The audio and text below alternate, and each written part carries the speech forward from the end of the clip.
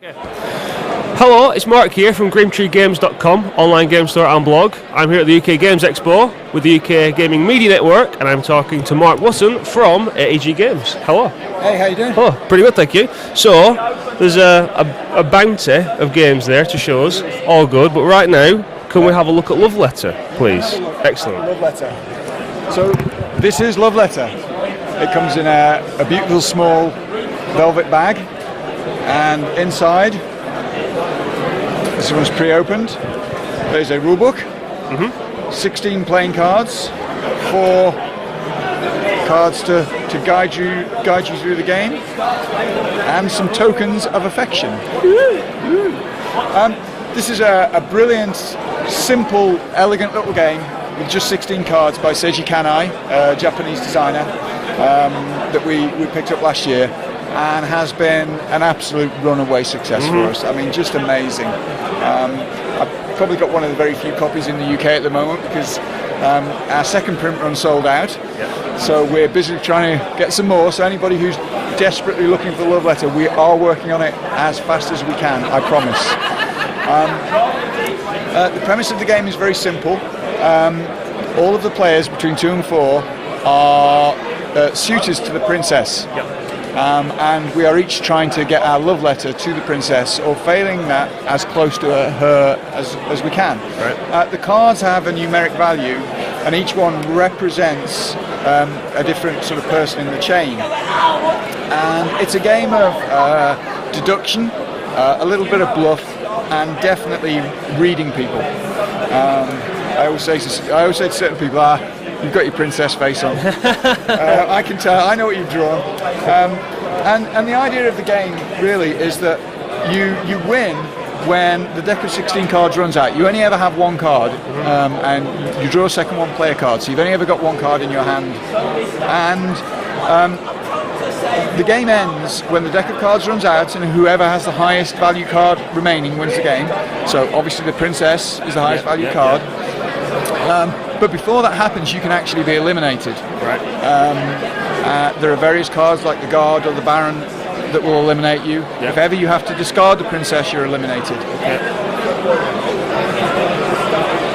It's not really a problem being eliminated. The game lasts about 2 minutes, maybe 5. And we play in a series of rounds, and the first person to get the majority of tokens of affection wins.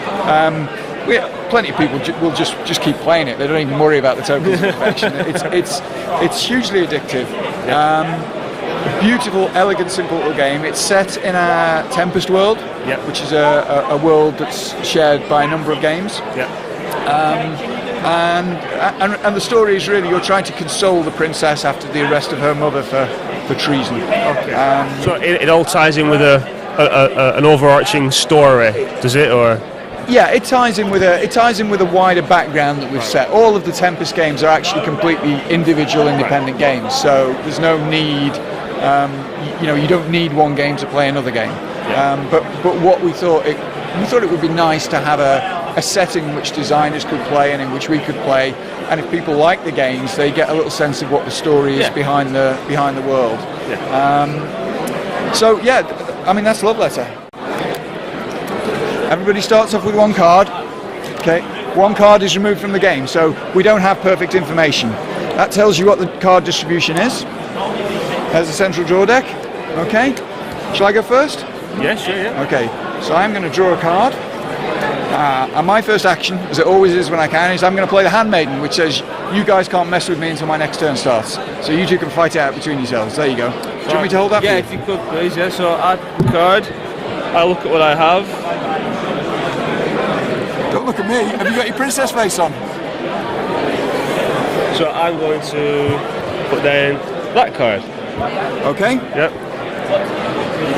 Interesting. So I'm going to play my guard, and I'm going to call princess. There we go. That's the best example of the game you can have. Boom. And you knew it was the princess because I put down the countess card, and there's only certain conditions where I would put down a 7, which is the highest which I would want to keep. Deduction. Yeah, you can play the countess card as a bluff, But like I said, Yeah, you did have your princess face on. Really, it was like I don't like what I've drawn. I mean, I would have guessed the princess, right? Yeah. Okay, I'm going to play my guard, and I'm going to say I think you have the Baron. Nope. Okay.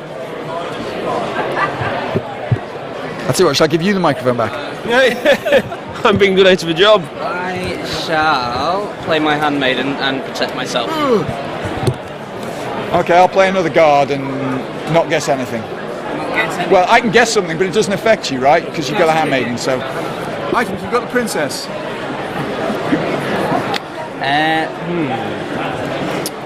I shall play my prince, discard my own card and draw back up. Okay, so as you can see, what's happening now is we're getting more and more information about which cards are out there.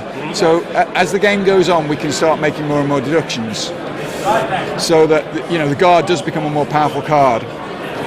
Okay, so I'm now going to win the game, and I know this because I've got the Baron, and I know the Countess and the Princess have gone, and the Baron says compare hands with another player, and the person with the highest card value wins, and I have the King. Okay, so I would now take the first token of affection, we shuffle up, and that's the game.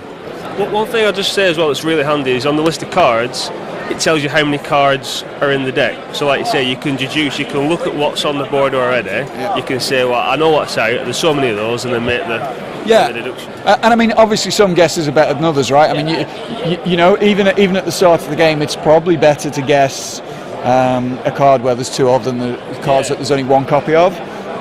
It's better to maybe guess at cards that you think could be potentially damaging to you.